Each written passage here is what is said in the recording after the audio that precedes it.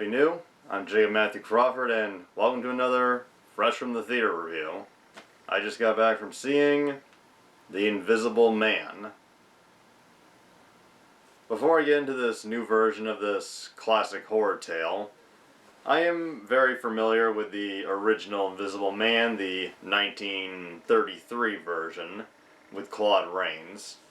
Unlike most people my age, when I was 10, I got almost all of the Universal classic monster movie series, and I binged through all of them, and The Invisible Man was particularly one of my favorites, and it still is a pretty well done and impressive horror film. Yeah, some of the special effects are a little dated, but for their time, they were groundbreaking. And the Invisible Man was a very unique character. He wasn't Frankenstein, a vampire like Dracula. He was not the Mummy. He was a human being who made himself invisible and was driven insane by the formula.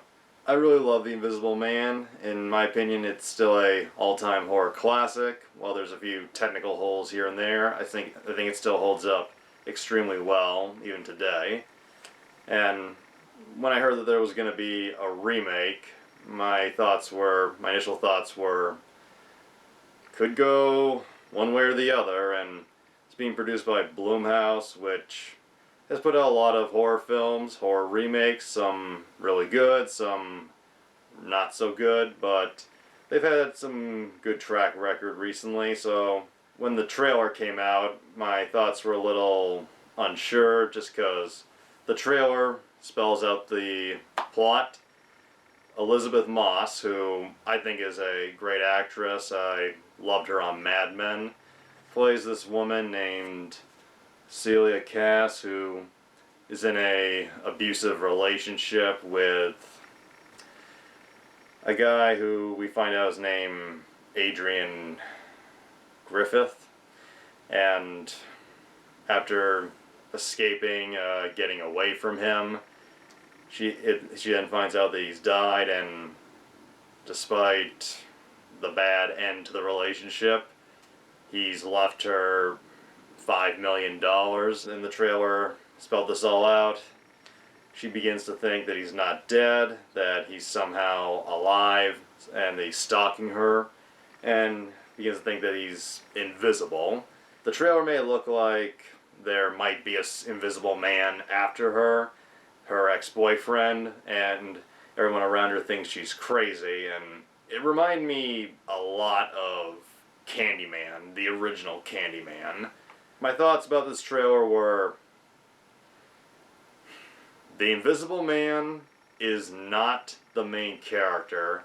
Elisabeth Moss is getting top billing. The trailers are really spelling out that her character is the main character. And not saying the storyline that was presented is a bad one. It has a lot of potential, but The Invisible Man is a legendary horror story. So the trailer made it seem like this is not going to be really anything like the original. I didn't see much resemblance, but I thought I was still going to give it a chance. So I went to see it today, and my thoughts: this is a mixed film.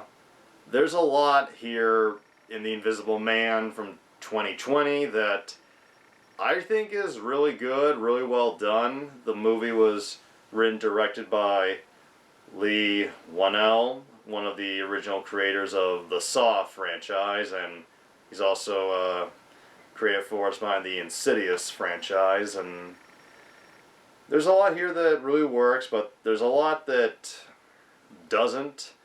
And yeah, The Invisible Man's not the main character of this film. In fact, he's barely in it, and it's hard to know what to say other than I feel like if you're gonna take the title of one of the greatest, most beloved horror sci-fi movies of all time, I feel like it should resemble the original plot a lot more than it does here. I mean, other than his name being Griffith and making himself invisible, I really can't think of anything that resembles the original story. I mean, The Mummy has been done many times, but they always kept the basics. A group of archaeologists accidentally wake up the mummy, and then they have to fight it. Even with the changes they make with each version, they keep the basics.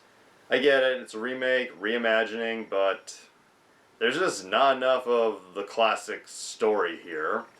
And my pros for the film, if I had to list them, would be Elisabeth Moss is excellent. She gives one of the best performances I have ever seen her give, and if only the movie, I feel, was better structured, it could have been her greatest performance. But she does do a fantastic job here.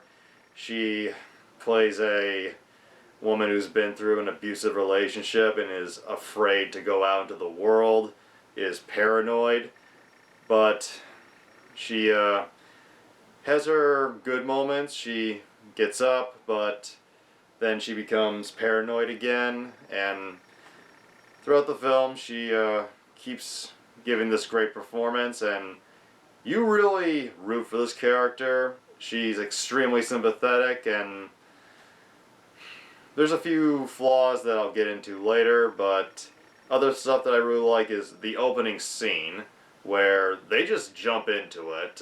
After a kind of not very well done opening credit sequence, we see her awake in the middle of the night, and she's escaping. She gets her clothes, she shuts down the security system in the house because this guy, this new invisible man, has like a strong security system, and there's a laboratory, which they don't emphasize on until much later in the film, but her getting away, getting out, it is extremely well done. This was a wonderful opening to the film that I kind of wish it had kept up with, and you really feel the tension, and you're so happy when she gets away. And after getting away, she stays with a male friend named James, played by Aldous Hodge, and his daughter Sydney, played by Storm Reed. And that's another thing I really like, the relationship between James, Sydney, and Celia. It's a strong bond, surrogate family she has. There's no romantic relationship between her and James. It appears to be strictly platonic, and she has kind of a aunt, maybe sisterly relationship with Sydney, and I really like all these characters together. They really do a good job establishing this relationship, and you just, knowing that what's going to happen, you're in your seat just with a sense of impending doom and anxiety. The last major pro that I could think of when I was writing them down was the Invisible Man is not in this film very much, which I definitely see as a con, but when he does appear, so to speak, and kills people, like the kill scenes were great. Like that definitely felt like the Invisible Man murdering people left and right. And they were really well done, and the actors who had to act like someone was attacking them all did excellent jobs. I thought those were well done scenes, and also the scene where Elisabeth Moss is getting dragged and choked, lifted up, is very creepy, and the music in this film was fucking wonderful. Done by this guy named Benjamin Wallfish. This is some of the best horror music I've heard in a while. It really created a sense of terror and paranoia, helped make some legit jump scares even more shocking. And now for my cons. And I don't think this is a bad movie. It's not terrible, but it's not great either. There's a lot of stuff happening that really drags the film down in certain areas. The first thing that really starts to bring it down is when Celia starts to believe that Adrian is alive, and not only does she say she thinks he's alive, she almost immediately jumps into he's invisible, and it's just a really big tone shift that felt very, very abrupt. It was like in Jordan Peele's Us when the family's on vacation, then all of a sudden, out of nowhere, it just jumps into the horror. It just came out of nowhere and was right in your face. And she talks about, like, a big theme of the film is the Invisible Man is trying to make everyone around her think she's crazy. And I think they might have done this a little too well, and it comes off like maybe they're trying to make us, the audience, think she's crazy. Maybe that wasn't the intent, but they might have done that a little too well, and at the same time, if that was what they were trying to do for a little while, it doesn't last very long, and we know that the Invisible Man is in this movie. It's called The Invisible Man, and I was kind of wondering, and I'm glad they didn't go this route. I'm glad they didn't go the it's all in her head route, but they did that for a little bit, and at that point the movie kind of dragged, and there's a scene where she's in her room with a knife, talking to maybe the Invisible Man, maybe he's not there, and Elisabeth Moss is crying, and it's a wonderful performance, but this scene, with the scene where she says he has to be invisible, it just feels, I don't know, a little ridiculous. Not that she's bad, but the way it's executed overall, I honestly almost laughed a little at how the film was going this route. Just, The Invisible Man is about a guy who turns invisible and terrorizes people, and they're making into this story of an abusive man terrorizing his ex-girlfriend, which, by the way, if you're a genius scientist and you figure out a way to turn yourself invisible, I mean, yeah, they probably do a lot of horrible things, like in Hollow Man, but to put all your energy into trying to get your ex to come back to you seems kind of a waste of the power of invisibility. Just seems dumb. And before I get into the spoilers, a few other cons I have are the Invisible Man makes James, her friend, think that Celia hit his daughter, Sydney, and like Sydney is talking to Celia, and all of a sudden Sydney gets hit, and when her dad comes in, she's crying, he's saying, "She hit me," and yeah, really hit hard, and I get it, she's the only one in the room, but maybe I'm wrong, but when I watched that scene, she was not even close enough to get a punch at her, so why would she assume she hit her? She was literally several feet away from her.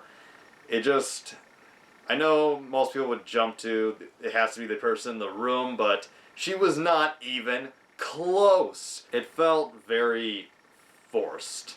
And last non-spoiler con, Celia is institutionalized in the last act or so of the movie, and while in the institute, she's visited by Adrian, the Invisible Man's brother, who's also a lawyer, and he brings papers that he wants her to sign, and while he's not looking, she steals a pen from his briefcase, which is open.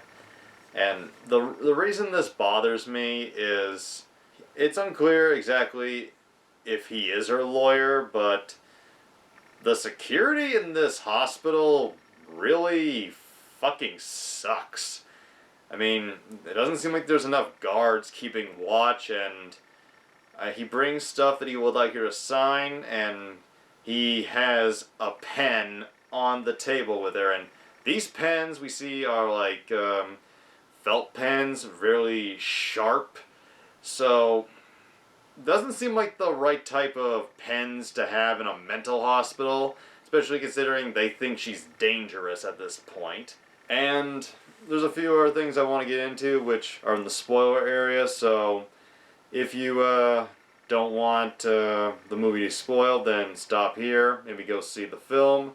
I do think it is worth checking out just in case you're curious, but if you're a die-hard fan of the Invisible Man, the classic Universal monster movies, I think this film might be disappointing, but you never know. You might like it. There is a powerful performance here, a somewhat intense, powerful story about escaping an abusive relationship, but it just doesn't match the classic tale. That's all I gotta say. That's not spoiler heavy, so if you're still interested in hearing my full thoughts, here they are.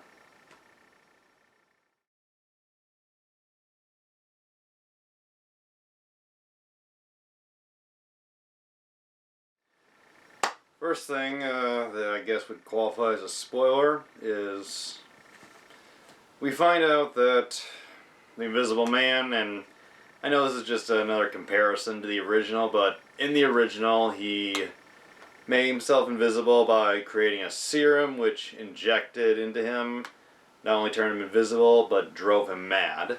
Here he's already pretty much a psychopath, and it's not a serum that makes him invisible. Adrian Griffith, the abusive boyfriend slash scientist, made a full body suit that could be made out of the blue by this machine just assembled in the air, in midair. And this suit, which looks kind of like a combination of a doormat and a dominatrix suit, makes him invisible. So that's how he's able to slip in and out of places. And for the most part, he's invisible, and then there are moments where the suit goes haywire, and we see glimpses of it. We see the suit become visible, and him walking around in it, and it's clear, even when you can see him, the suit is CGI, and it looks awful. The special effects, for the most part, when Elisabeth Moss is being picked up, when certain things like, I don't know, the paint is dumped on them, those look fine, but the floating gun effects, the invisible suit, it just looks like fucking shit. It looks completely fake, not convincing for a moment, and while some of the effects in the original Invisible Man from the 30s are very fuzzy by today's standards, there's a lot that's still pretty impressive. Some very well done wire work in certain scenes. And moving back to something that I thought was good, Celia goes to visit her sister and tries to explain what is happening, saying that she has proof, and all of a sudden we see a floating knife, which, okay, well, the gun effects were not that great. The floating knife was pretty good, and the Invisible Man slashes her throat and then puts the knife in Celia's hand, framing her for her sister's murder, and that was a very well done death scene.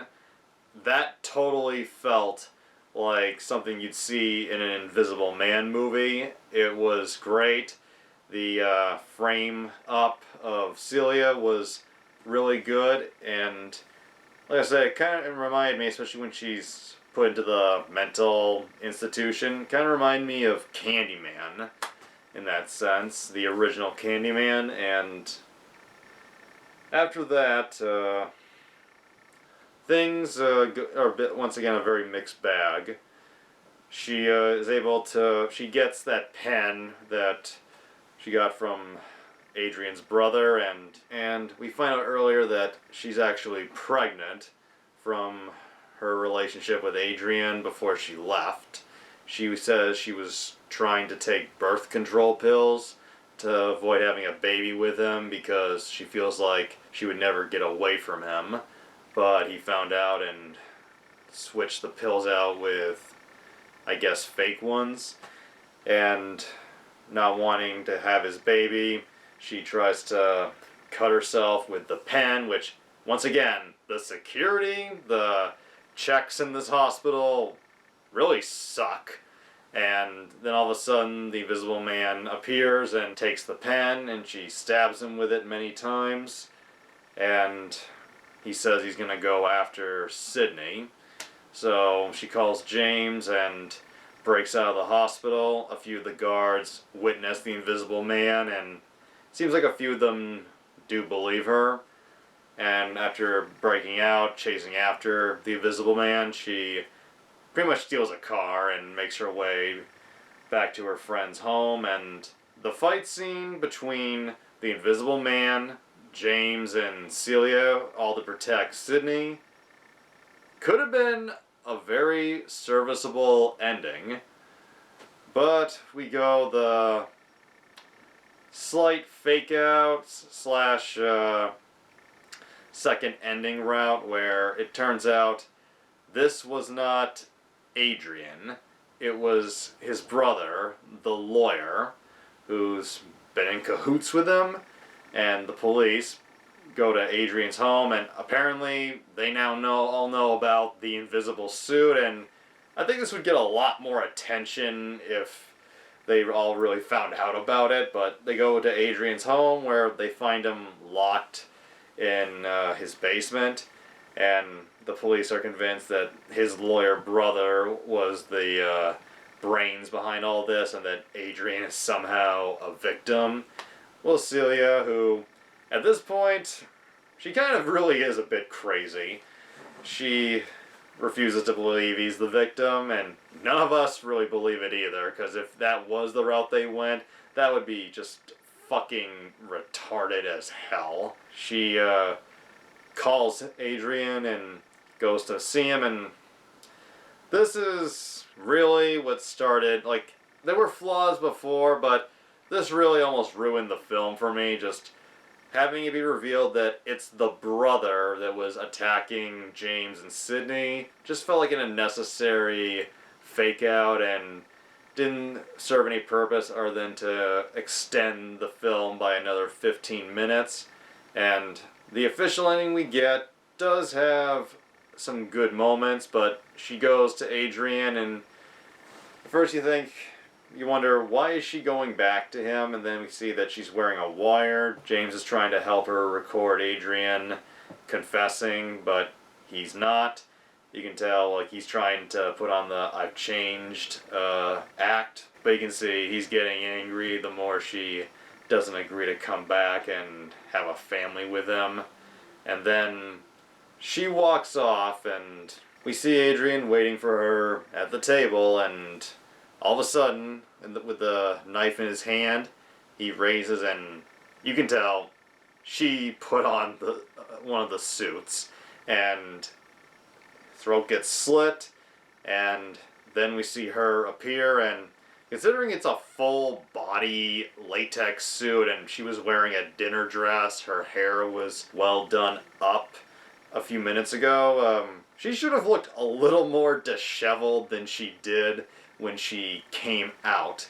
But she looks at him, throat bleeding out just like her sisters, and she makes a 911 call, acting very convincingly scared. But as soon as she hangs up, she gives him a "I got you" look, and quotes a line he said earlier. I thought that was a good kill scene. It was really well done. Her finally getting revenge for everything he's put her through.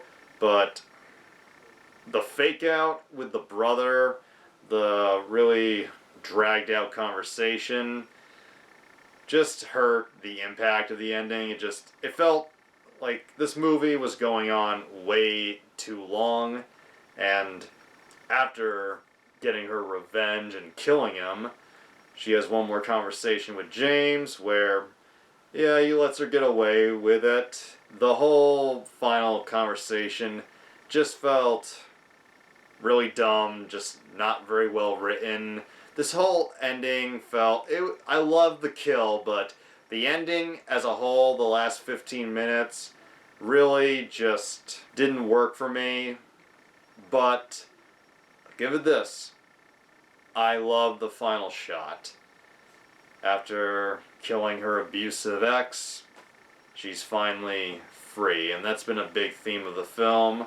Her getting back her freedom. And without saying a single word, she looks onward, get a close-up of her face, and the look on her face, the look of just, I'm free, was excellent, well shot, and Elisabeth Moss, she's a really great actress. Once again, I think this could have been the best performance of her career if only the rest of the film had been better structured. So with everything I've just gone through, do I recommend The Invisible Man of 2020? Only if you're a die-hard fan of the original Invisible Man. I think curiosity will get the better of you. And if you're looking for a story about someone who was abused, breaking away, getting revenge on their abuser, I think you'll like this film, but that type of story is not what The Invisible Man is about, or not saying this kind of story couldn't work, but it should have been called something else. It should not have been connected to The Invisible Man, because all I'm thinking about is this does not deserve to have the title of The Invisible Man. This should be its own thing. It should not have been connected to this amazing horror movie and classic novel by H.G. Wells. Even if you don't look at it as a remake of the original movie, there is a lot of story flaws here. It drags, particularly in the middle. The opening is excellent. The ending has some good moments, but the fake out and the boring conversation just really don't do anything for it. And a movie with a character whose name is part of the title, whose nickname is part of the title, can work without said character being focused on all the time. But The Invisible Man, even the cheap sequels and knockoffs that came out back in the 1940s, still put most of their focus on the Invisible Man. Like, even Abbott and Costello Meet the Invisible Man had more of the Invisible Man than the Invisible Man in this fucking movie.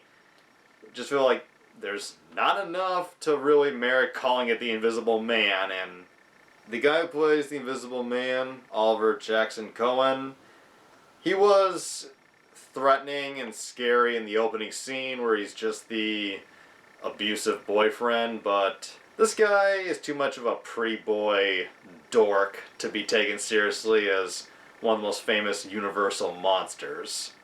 If you're a fan of Elisabeth Moss, and if you're curious to see what they're doing with the Invisible Man this time around, and if you're looking for a story of an abused victim fighting back, I think this film is at least worth a watch, if only once. I don't think it's a great movie, but it's not terrible. Overall, I'd give it, out of 10, probably a 5. Hope you enjoyed this review, and I will see you again soon.